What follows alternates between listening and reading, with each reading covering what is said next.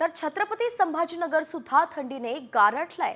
आज सकाळी 10 ते 11 अंश सेल्सिअस इतकं तापमान या ठिकाणी असावं असं नोंदवलं गेलंय आणि त्यामुळेच छत्रपती संभाजीनगरकरांना हुडहुडी भरतीये।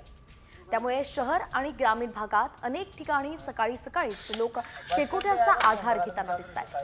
काल सुद्धा सकाळी 10 अंश सेल्सिअस इतकं तापमान नोंदवलं गेलं होतं। उत्तरेकडील अतिशील वारे वेगानं दाखल होत आहेत आणि त्यामुळे छत्रपती संभाजीनगरमध्ये यंदाच्या हिवाळ्यात काल 9 जानेवारीला किमान तापमान हे 10 अंश सेल्सिअस इतक्या निचांकी पातळीवरती नोंदवलं गेलं होतं। उत्तरेकडील थंड वाऱ्याचा वेग वाढला तर पारा आणखी निचांकी पातळीवरती जाऊ शकतो अशी सुद्धा शक्यता वर्तवली जाते।